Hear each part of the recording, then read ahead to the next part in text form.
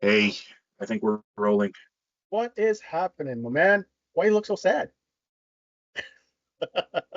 Do I look sad? I don't know. Oh, dejected maybe a little bit. Yeah, I mean, we lost. We missed a day there. We missed a couple of days with everything that's going on in life, and we Yeah, lost. Gut wrenching, super duper painful. I don't want to make this another bitch fest on the reffing, but it's super frustrating. The narrative that's going to be out there now is how we got dominated by the better team. They're deeper. There's this. There's that. And you know what? When I go off on the officiating, I don't want to take anything away from the Panthers. yeah, They're a good team, yeah. and I mean, end of the day, though, I mean, every single highlight that they're showing in the intermission there about the amazing defensive play, the gut wrenching part about all of that is there's a penalty or two in there that need to be called, and it's not that hey we need to rely on the power play. It's you can't sustain your energy and you can't sustain your fights when all of this is going on. And you know that if you maybe try and do something like this because you did earlier on in the series, it's not a level playing field, right? And Yeah. I don't care what anybody else says. Um, you can't convince me otherwise that the officials had a huge part in the series. And I didn't, I almost forgot about the nonsense that we faced last season. But a few conversations that you and I have had offline and a few other people, it reminded me. But this was far worse, I felt. Um, End of the day, we lost in 6 games. I don't know if you want to talk about the officiating or not, if you want to just leave it that way, or if you have anything to say. I know I after last game, yeah, there's a shit ton of stuff that you wanted to talk about. So yeah. No, I think offline, like you said, you and I, we have spoken about the officiating. I mean, I don't know where to start with that. To be honest with you, man. Of course, it plays a significant role in the playoffs. Everybody knows it's well documented that the officiating is completely different in the playoffs for whatever reason. It's not called by the book or whatever it may be, and that's all fine and dandy. But in terms of how it impacts the Edmonton Oilers, uh, I mean, last year and even this year to a certain degree, the power play is their bread and butter. And when you're taking that out of their game, you're really impacting a part of their ability to control the game. You don't have Draisaitl or McDavid on the ice as often. You don't have them dominating or going around players. It affects them over time. I mean, absolutely it does. And it's like when you're a skilled team, you're a puck moving team. You've got you're creating space, right? You're trying to win with speed. And when that's taken away because you're allowed to all of a sudden interfere with somebody when he doesn't have the puck or anything over the course of a series, that's definitely going to impact you. And I'm not even talking about the power plays, right? The power plays is one thing. We like when you're dipsy dueling and you're getting around a guy and he has no option but to haul you down and he gets a penalty taken and you score, or you have a really good shift on the power play and then you get momentum and whatnot. They're not going to do that anymore, and that's going to open up more space for you. Right. um, the course of that stuff, like, I don't remember if we recorded anything in the first couple of games, but I was saying that, look, this hockey is so hard to watch.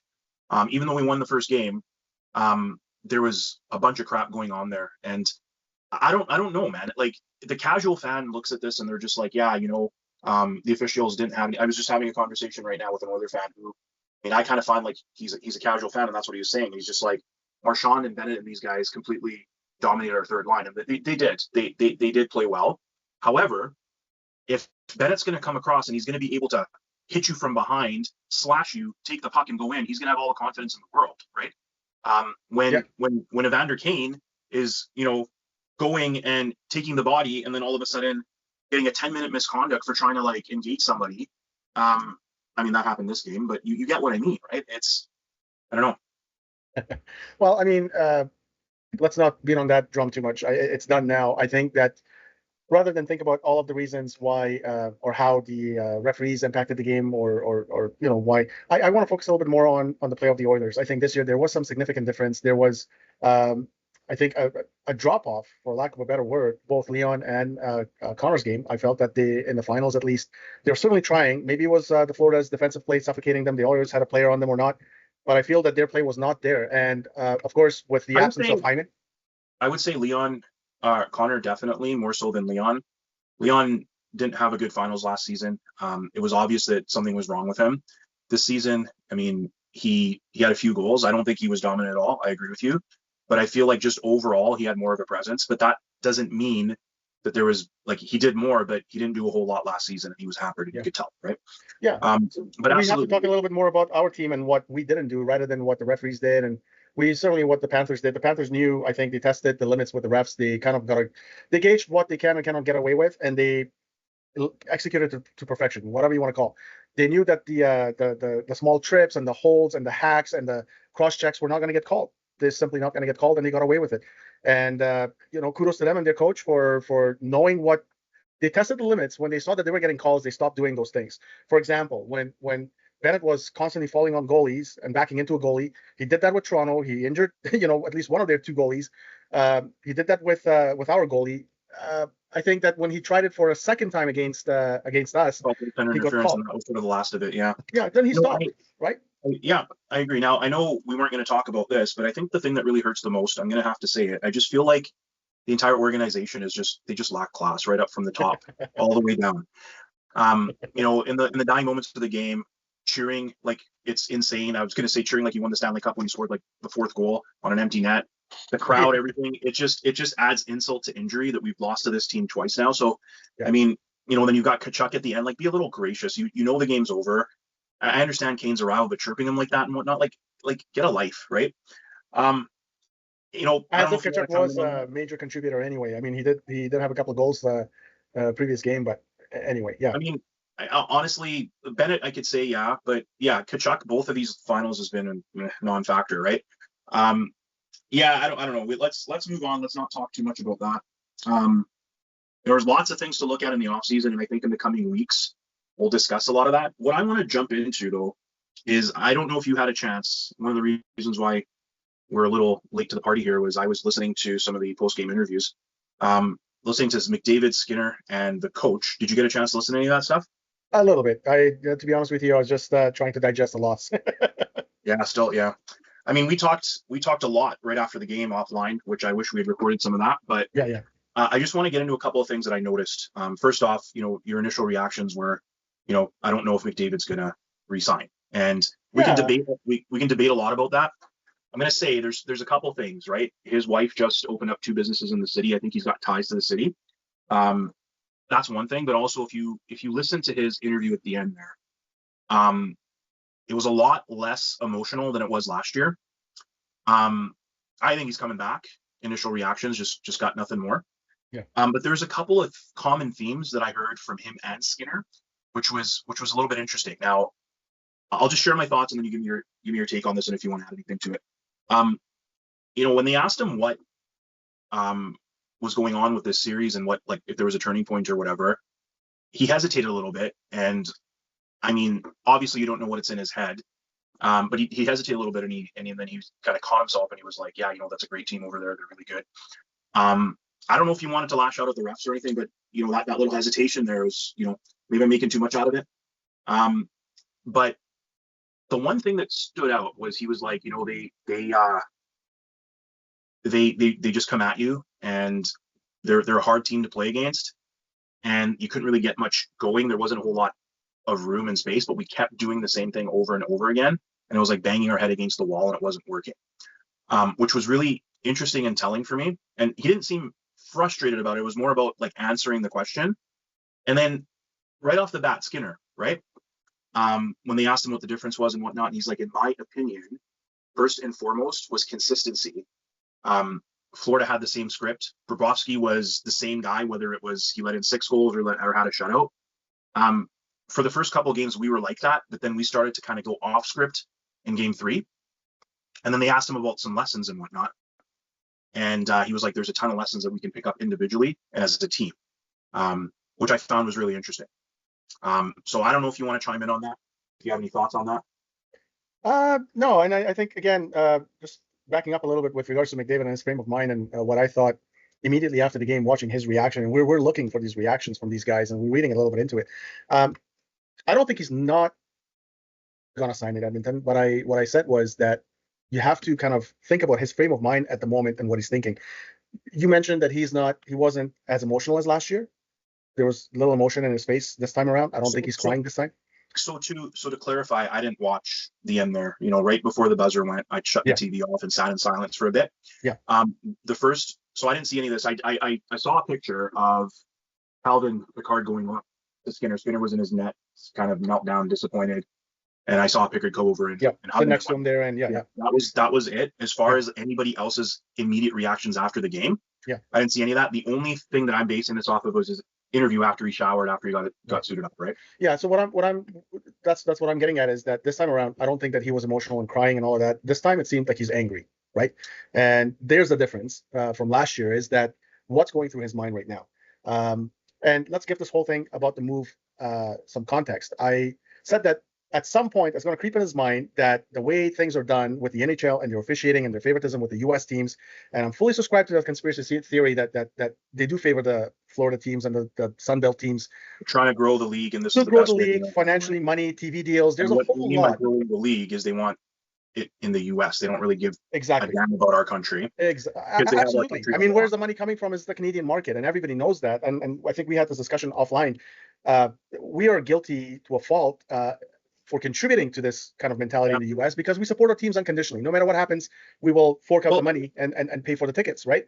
They won't if there's no wins there. You know what I mean, Aleem? If they're not winning the Stanley Cup, if they're not going to the finals, if they're not getting the fans excited about hockey, it's a fickle fan base. Next year they won't be there, right? You know what's super interesting though, and I don't know why this is, but those TV deals, the NBA and the NFL, they don't really care about ticket sales. They care about those TV revenue deals, right? That's right. It's massive. So, I mean, I don't know how that plays into these cities and whatnot. Like, all of a sudden the last 6 finalists and the last in Florida.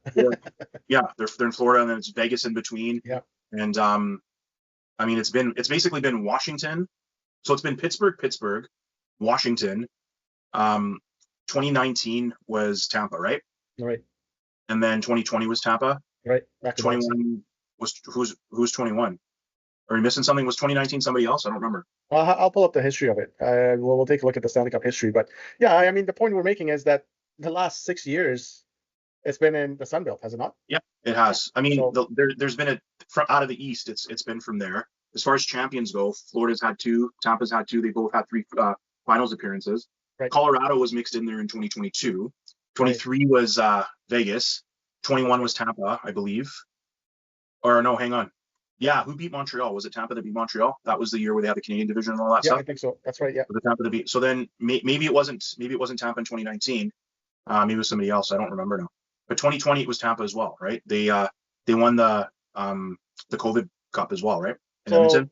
2019 was St. Louis. St. Louis Blues. St. Louis Yeah. Blues. 2019 was St. Louis. Then we got Tampa two years back to back. Colorado and Las Vegas, and then Florida, right? Florida. And before that was Pittsburgh. Now, I mean, we're going back to like 2014 was LA, 2013 was Chicago, 2012 was LA, 2011 was Boston, 2010 was Chicago, 2009 Pittsburgh, 2008 Detroit, whatever. Yeah, some of those are legitimately. Listen, I think many of those wins possibly are legit, but you got to kind of scratch your head over the last. I'd say over the last decade, specifically with teams like from Washington onwards. Washington having Ovi for a great period of time, and him not winning, and I'm glad he won. He got his cup. But I mean, even there, we had Vegas in the Stanley Cup Finals. Wasn't that their first year or something like that? First year, and they're in the Cup Finals. And the way, I mean, everybody knows it's well documented the way it was done with the expansion draft. It heavily favored them, right, to make a solid team, and they did. They really put together a solid team. But this thing with Florida and Tampa Bay over the last 6 years, I mean, we made a joke about it, but I wouldn't be surprised if the next one is like Salt Lake City, because they're new. Seattle, perhaps. It's interesting though, because the Tampa teams, they were pretty solid teams throughout the 2010s, right? Yeah. I think they made the conference final in 2013. I don't know if you remember, but Rolison was in net for them at one point. It was 2012. He got injured. Boston made it to the finals or whatever. Right. Tampa was pretty decent in 2013. Then they made it to the finals in 15 and lost to Chicago. So they were kind of knocking on the door. These Panthers, they came out of nowhere, right? Like just 3 years ago, they were Cinderella coming in, and then now all of a sudden they're this crazy juggernaut, right? Their fortunes kind of changed with Chucky there, right? So, I mean, say what you want to say about the guy. Barkov is a legitimate, solid player, defensive player. But what they were missing was some scoring touch, and I think he kind of gave that to him. And the emergence of Bennett as a playoff player, he's, say what you want about the guy, dirty or not, he plays hard in the playoffs. Verhaeghe, Reinhardt, they have some scoring power. So They do. They They do. mature, They play well as a team, right? I mean, they're they moving the do, puck around. They've got some team chemistry. right? I just feel like we just never got to that game, and I don't know whether it was. I mean, I have some thoughts, right? Lineup changes and whatnot. But let's circle back to what you were saying about Connor. Essentially, to summarize it, you Yeah. were saying that maybe there's going to be a point in time where he's going to realize that, hey, I don't want this impacting my legacy. And maybe he might decide that he wants to go somewhere else and have an easier path, You right? gotta. That part of that's the anger in me as well. I mean, they had just lost, but yeah, the question does come to mind. Like, at what point is he going to think that if the favoritism is for these American teams, and for him, it's about legacy. It's about getting his name on the cup. Absolutely. And he's dragged this team to the finals 2 years in a row. Here we are, and then you get to the finals, and either it's officiating or whatever it may be. Uh, we just end up at the short end of it. And I think So historically, you and I were talking, how many teams, Canadian teams, have made it to the finals? And there has been some kind of a controversy with the reffing. Like, I mean, go to the Calgary series, the Vancouver series we talked about. Every series you think about where there's a Canadian team in the finals, there's been some kind of a controversy when it comes to the well, officiating. Am I it's wrong? funny because I mean, even in '06, right? That Carolina team was mired by controversy. In the very first round, they were down to Montreal, I think it was, and Koivu got hit in the face, Right. almost lost an eye, and so there's always something. But I don't. Again, we have plenty of time to talk about all that stuff. We'll definitely address this whole thing because there's a bunch of stuff we need to get through today.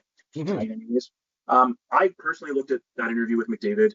I think many Oiler fans have that in the back of their mind. This is the year that we have to have him signed. Leon's already signed for 8 more years. After that interview, I felt a little bit better. But again, we'll address that in the coming weeks here. Mm-hmm. I want to circle back part of the game. You just mentioned something. Last year again we were marred by controversy. Talk about the refs, whatever. It felt though like we were able to persevere, and McDavid was McDavid Mm-hmm. in that series for at least a few games. There's a couple games where he had 4 points. That's right. We were waiting for that all finals long. I mean, he had a few great moments in all of the series, the previous 3 series, right? He put us on his back against Dallas in a couple of when we needed very timely goals and whatnot. He did it sort of in game 2 when he went out on the power play and basically set up Leon and got us that the 3-2 lead in the first period. At a game that we eventually lost in double overtime. But aside from that, we didn't really see a whole lot. Even tonight, I was expecting more. By no means do I feel like we gave up. I don't think we threw in the towel. I completely agree with everything that he said, but it didn't feel like we ever got going. And I mean, Leon as well. Again, we addressed this. I think Leon was better than he was last year, but McDavid, we were waiting for that all series, right? And we just didn't see it. Now, there's thought around that. You got to give credit where credit is due to Florida. There's a few highlights that they showed where he's got 3 guys draped around him before the puck's even anywhere near him. And one thing you said offline that I think is very valid is if we're noticing that we need other players to step up, that means there's 2 guys that are open, right? Yep. What's going on with those 2 guys? Why aren't they taking the bull by the horns, right? I think we just look tired and old, and we are the oldest team in the NHL. And I've said this multiple times.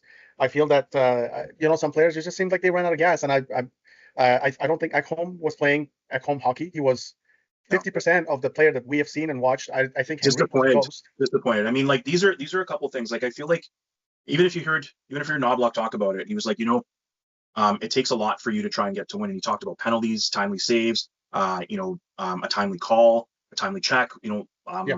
If the first goal, he's like, there's a lot of things that didn't go right. One thing I do feel is from a coaching standpoint, like you said, Maurice and the Panthers, 3rd time they're going through this, they sort of felt the refs out. They realized what's going to be called, what's not going to be called, and leaned into heavy all that stuff that's not going to be called. That's right. And then just sort of, okay, we're getting called on this. Let's back off of this. And I don't think we ever adjusted like that. No. And this is the 2nd time that we're going through this. I would have hoped that we figured that stuff out. Second thing is, we're in the finals here. You see guys aren't going. Now's not the time to be stubborn, right?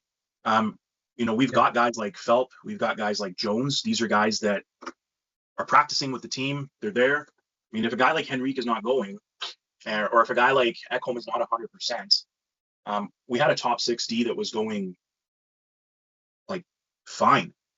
We were rolling right up until. Wasn't there talks of we don't even need Ekholm for a while there? It was.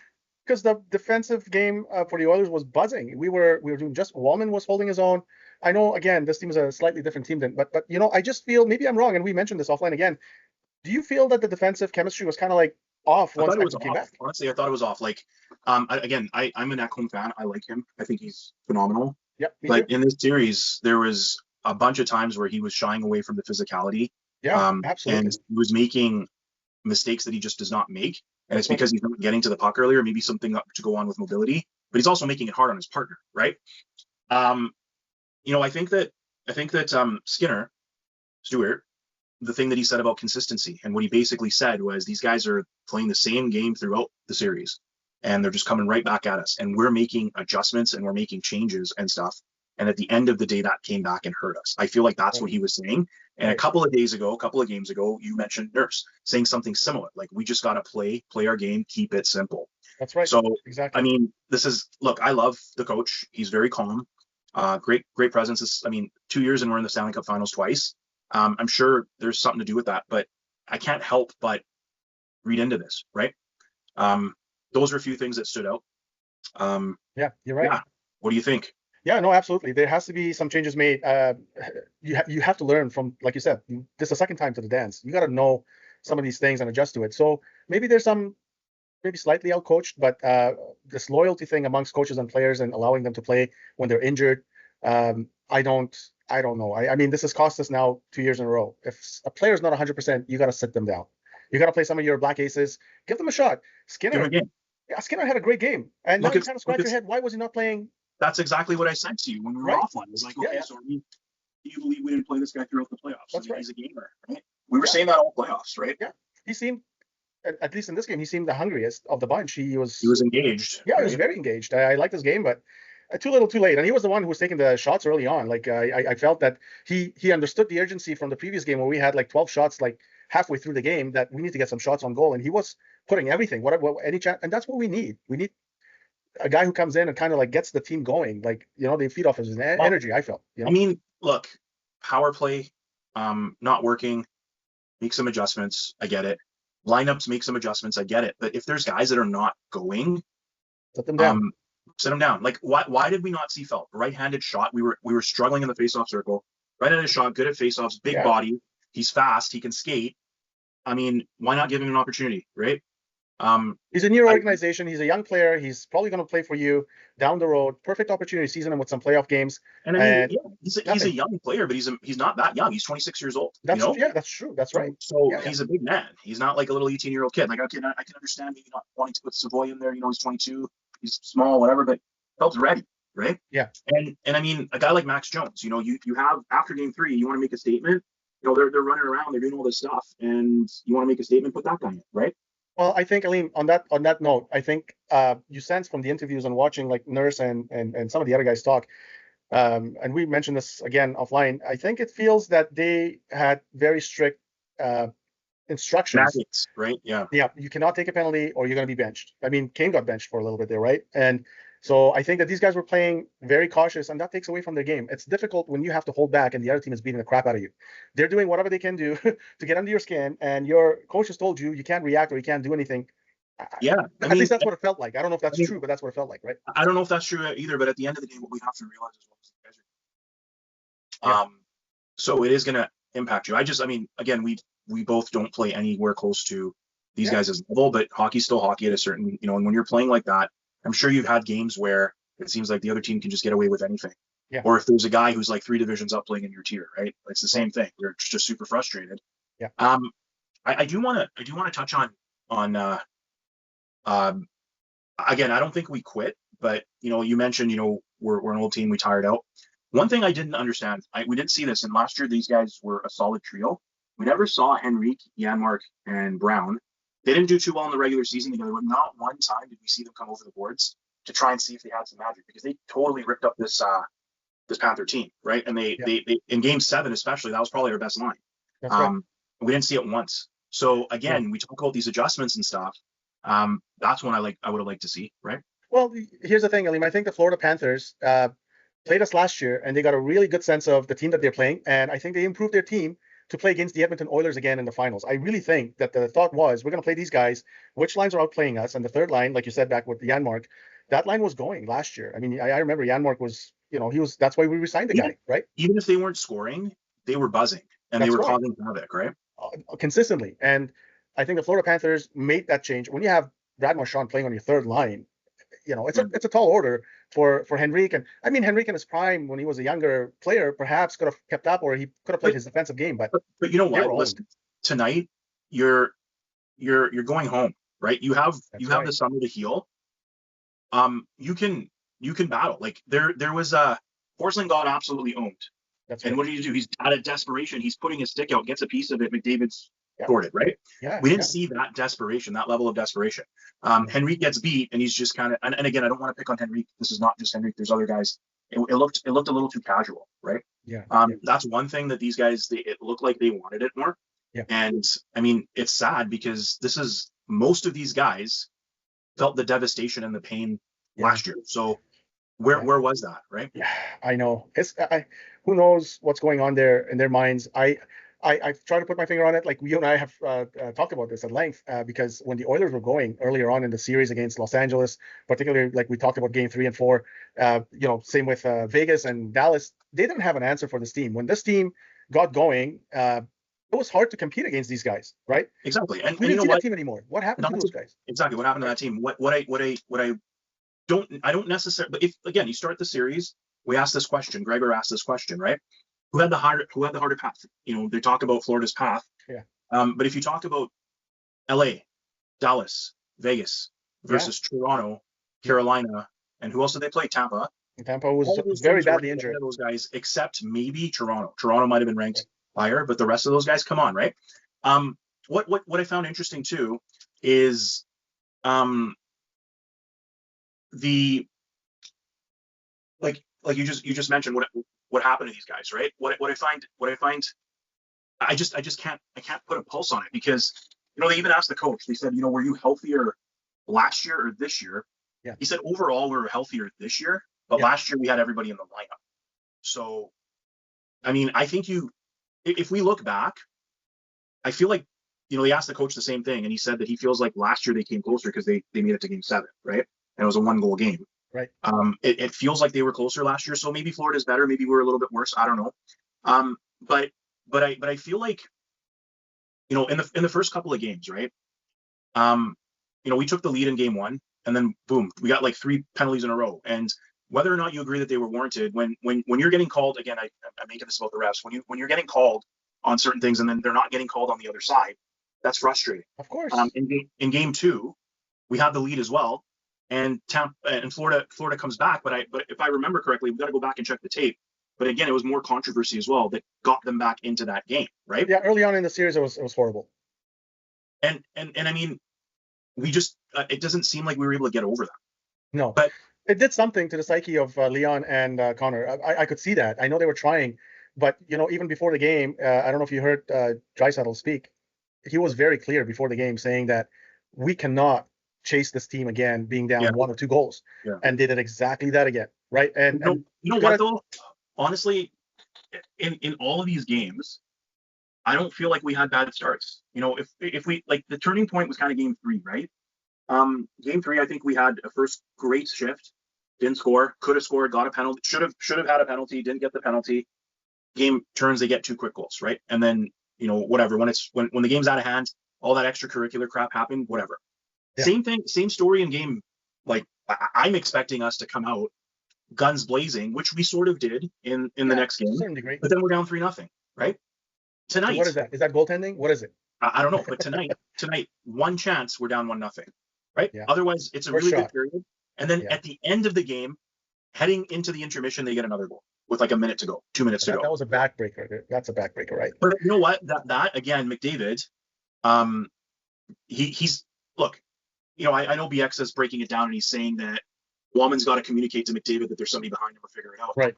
You're a center. You need to have your head on a swivel. What do they teach you, right? Yeah. We're in the freaking Stanley Cup Finals, right? Yeah. There's some mistakes made. I mean, you said this too. So they kind of see nothing. Yeah, they seem disjointed. It was not the same team. There's something not right. I don't know what it is. I don't know if it's injuries. I mean, this is what we're trying to figure out, and this is why I came down to I think it's just fatigue with these guys.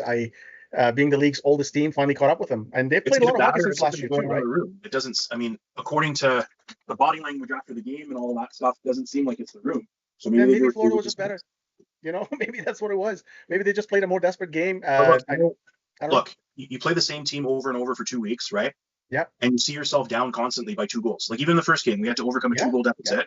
yeah, In the third game, we had the lead or the second game, we had to lead somehow. The third game, all these games were down. We're chasing the game. yeah. It gets At to you. some point, it gets to you, right? Yeah, yeah. Again, remember, they're human beings, right? Yeah. No, I mean that's what I think. That's what Leon was saying. That was the game plan, is to come out and kind of get them to chase us for once. I mean the stats on us just leading by only 30 minutes in the entire series over the 6 games. We had the lead for only 30 minutes or 32 minutes of the entire series. That right there tells you how they're beating you, right? Whatever the circumstances may be. Look, we will talk about a lot of the things that the Oilers need to do, but I mean, tell me, Oiler fans out there, one thing the Oilers are guilty of is not getting a top-notch goalie. I mean, come on, man. We talked about this. The last really solid goaltender I remember them having was Cujo, for heaven's sake. And what happened when we had him? We took out two of the top teams 2 years in a row. We took out the top seed, the Stanley Cup favorite, the first round we played against them. We took out Dallas and we took out Colorado, if I'm not mistaken, right? And Cujo was standing on his head. To Colorado as well. You need a goaltender who could steal 1 or 2 games for you. Not every game, but at least keeps you in the game. Just a game or two. Yeah. You know what? A couple text messages I got from non-Oilers fans. They're like, "Hey, do you think Bob lets those 2 goals?" Right. Good question. I don't know. They're different style goalies, man. I don't know. The first one, I don't think so. Like I've said this before. We talked about that. He wasn't really ready. I mean, on that play, like Ekholm deserves a lot of the blame for a horrible pass. But like, how did he end up getting a breakaway again? Yeah, right? Because Ekholm just skated right past the guy, right? He went around him like a pylon. Again. And why is he not? Look, in that situation, cross-check him, chicklets on the ice, and go to the box. Yeah. I'm fine with that. Yeah. Take a 4-minute, but don't let that happen. See, this is what I'm talking about. Maybe it comes down to the coaching. Maybe this is the thing where the coach is like very strict on you just absolutely cannot take a penalty. Well, to some degree, I can't even blame the coach. Our penalty kill was horrid, dude. Like what the heck? It was almost like a 50%.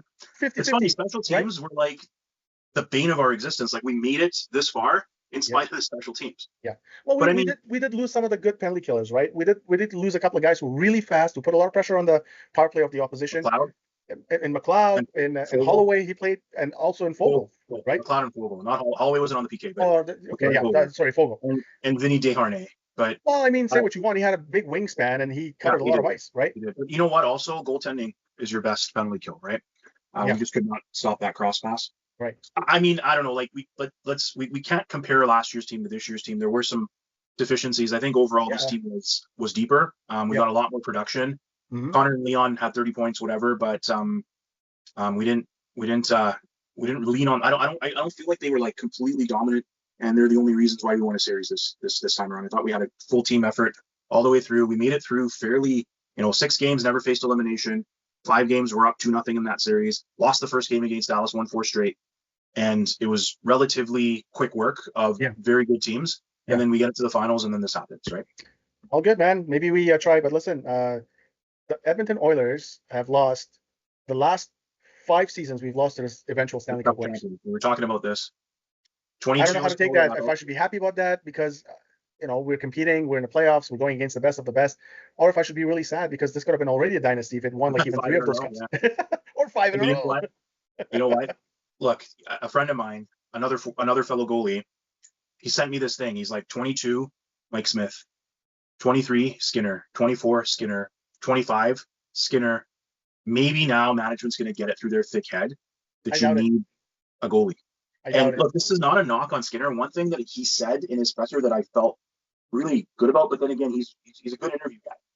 He was saying that if he could learn from Bobrovsky, that he noticed, and he's like, I want to reach out to him and talk to him, but he just seems like he's the same every game, and he doesn't get rattled. That said, he said that about himself too. He's like, I felt like I did pretty good. I didn't really let the noise bother me. I don't know. I'm in agreement with you. I think this guy's going to be a good goaltender. But goalies don't usually hit their stride until they're like late 20s, early 30s, right? Yeah, exactly. And we can wait for Skinner. If they let him go or if they trade him, it's going to be a regret. I just feel that in typical Edmonton Oilers fashion, they put in a young player into a position that he was not ready for. And we're guilty of that, right? I agree, but it really wasn't their fault. I mean, it was their fault. Yes, because it you get was. I $5 mean, I could million have told to you Jack Campbell evaluate wasn't the goalie to go get. well, you know what? You and I fought about that as well. What did I say? I Yeah, said this is gonna come and bite us in the ass, and what ended up happening? exactly. It bit us in the ass. Yep. Yeah. I Um, mean, we watched interviews of him in the Toronto dressing room after games, like so down on himself. And I said for him, even then, I said, listen, when Ken Holland got all hot and heavy about going and getting a goalie, and I heard Campbell's one of them. I'm like, did he not watch the post game shows of Campbell absolutely hanging his head down? And this guy has no self confidence. You can't go after goaltender like that. well, what's interesting though is Hyman vouched for him. Hyman's like I played with him in the AHL. He's got what it takes. End of Well, the he day, had this the is skill. He had the skill. He just didn't have it between the did he ears. though? Did he though? He was a Oh yeah, first yeah, rounder. yeah. I He's mean, he was a Vezina. You forget he was a Vezina candidate. for 1 year. He was. I Yeah, mean, look but at I Toronto. mean, Hey, hold on a second here, man. This guy was a 2010 draft pick. yeah, He made it to the NHL 11 years later. Okay. Campbell did. Well, no, Yeah, he was he played. drafted in like 2010, number Yeah, 11 but he overall played by with Dallas. LA for a few years, right? It wasn't like he was Yeah, completely but he was a brand new. backup goalie, right? And Yeah, then he shared duties, but I mean, he go was look at still his young. stats. Go look at his stats. Do you pay a guy Yeah. $5 million for that? Go pull his stats up right now. No, I know, but this is what Skinner should be doing. Skinner's not ready for prime time, just like Jack But Campbell that's was what I'm not saying. ready for prime time. It's not his fault that he's Yeah, been thrown into this situation. I It's absolutely kind of the agree. same I thing. absolutely agree. It's kind of the same thing with Darnell Nurse. Not his fault. He was thrown in. He should have been the third pair, That's right. and he should have been moving up relatively like around nowish Yeah. because we had Sekera and we had Clefbaum, and both of those guys got injured. Yeah, but the Sekera guard would be has changed 30. in Edmonton several times, Aleem. It's not like the old, you know how they accuse the Edmonton Oilers management as being like the old boys club who only saw things the way they saw things in the 80s. We've changed guard several times over. We've had a Hall of Fame general manager in. We've had Peter Chiarelli, say what you want about the guy who was successful in Boston until he got kicked out. And now we got Bowman Why in. did he get kicked out, right? Why is it that none of these guys are putting any importance on the goaltending position? It's But beyond they me. are though. They are. I mean, Holland went out and he tried to get Campbell, right? Wrong Holland went out goalie. and he got us Wrong Mike goalie. Smith. Yeah. Well, Holland went out and he got us Mike Smith. Smithy was good. I like him. Shirley went out and he got us Koskinen, and then he signed Koskinen right before he got fired. Yeah. You know what? Koskinen again, I think was a decent goaltender. He just needed a tandem. That's right. Had they had the right tandem there, it would have been okay. Yeah. You know what? In hindsight, if we didn't sign Campbell, we went with Koskinen and we went with Skinner. I don't know. That's not a bad tandem. Again, hindsight is 2020, but I remember saying this specifically when we got Campbell. This was a terrible move. Yeah. Why do us sitting on the sidelines see this and guys making $5 million a year, all these analytics people and whatnot don't see It's beyond me, man. I think understand. In the NHL, there's a little bit of. I mean, a lot of these players, managers, outside of obviously what we see in front, they have relationships off cameras, off ice, and there's some loyalty stuff that goes on, which really shouldn't, but there is some loyalty stuff and some IOUs that kind of go in circles and come back. But like you said, like the average guy can see that this guy's got some challenges between the ears, confidence wise. Why would you go and sign this guy for $5 million a year? Right? It makes no sense. But on the flip side of it, there wasn't a lot of available options either, right? So the other part that's just completely garbage, right? You get guys that are charged for rape and they're on trial, right? Yeah. Forget about the outcome and stuff. Well, that's for another day, another time. But those guys' salaries don't count against the cap anymore. But they went on and raped people, or allegedly, or whatever, right? And then you've got a guy who's drinking problem in the substance abuse thing, and you have to buy him out, but he can't play. So what if he I don't know. Remember Vegas had this cap relief for Robin Leonard. Yeah. Right. Again, we had to take on cap space to buy him out, and then he's able to go sign with Detroit. Yeah. But he's an alcoholic and he has a problem. I don't understand that. And then again, I can't get over this. I will never get over this. Skinner gets lit up in Vancouver 6-2 the night we went to watch that game. Your son's birthday or a birthday present, I guess. Yeah. And Campbell gets demoted, right? I remember why did he get demoted though? Cap space. Yeah, right? Yeah, that's right. And that's another thing that I'm very concerned about going forward. We're 0-2. We need to get back to the dance. We've got a 29 going on 30 Leon Draisaitl. He's gonna be 30 years old in October, and we have a 29-year-old McDavid in January, and we've got Adam Henrique signed for another year. Matthias Janmark signed for another 2 years. Victor Arvidsson signed for another year. Evander Kane signed for another year. I think all of these guys, except for Kane, have no movement clauses. So we need to. Where are we going to find the room? Where are we going to find the room? We know what we need. Okay, listen, we talked about this too. So we got one prospect we can bring up who can play. So we got this guy. I mean, on his vacation, Bowman went and signed this guy. We've got Matty Savoy. We've got Savoy is somebody. I'm excited about. Honestly, I think Savoy can come in and be in the top six, playing with Leon or with Connor. He's got speed, he's got hands. His defensive game is not. He's young. I'm excited about him. I think he would bring a lot of energy. And the couple of games that he played with the Oilers, he didn't look out of place. I know they No, he wanted looked to pretty good. I overripen mean, him or whatever, but he's young. He's gonna obviously have some growing pains, but that's a guy that you're gonna have to bring on. He's gonna yeah, like Ken Holland said it best. And you know what? I'm gonna quote Ken Holland twice. Ken Holland said that you know what, you're gonna make mistakes, but you have to take shots, and your shots you have to hope that you win more than you lose. I yeah, think Holland did win more than he lost. You can go back to that Athanasiou trade and all that where we lost 2 picks and we tried to get Matt Green or Mike Green or whatever it was.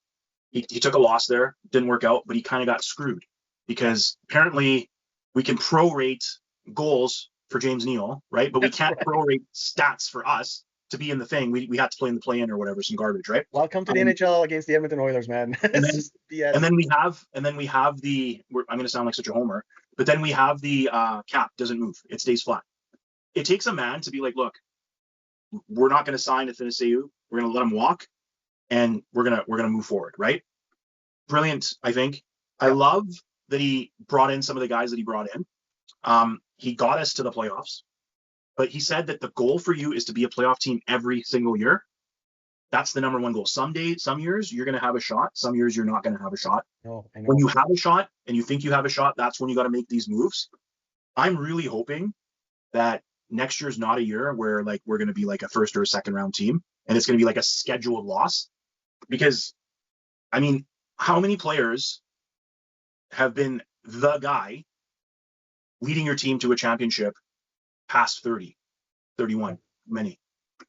Yeah, man, it's a scary thought. It really is. And with the number of players that have no movement clause and the number of players coming back, there really isn't a lot of cap space to go out and get some of the free agents that will be becoming available. It's just so, and we've played a lot of hockey over the last couple of years.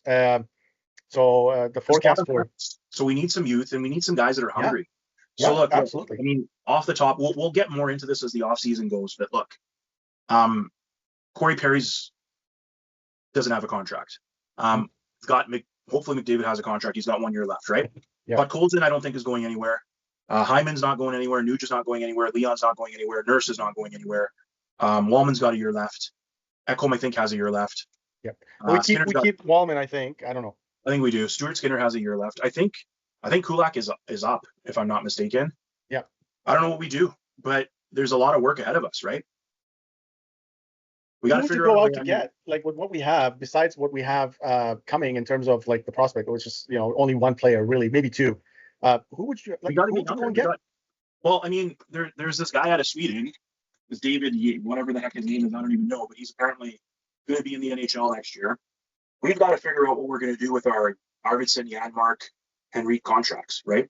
Yeah. This is going to be an interesting offseason. I mean, we're going to take a couple of days here to digest, but I think we're going to, like, when's the draft? Like tomorrow or Saturday or something, isn't it? Yeah. Actually, the draft is on Saturday, so it's coming up. And Isn't it on Saturday? I well, you think see, so. I stopped following the draft parties and stuff like that because we've been making the playoffs, man.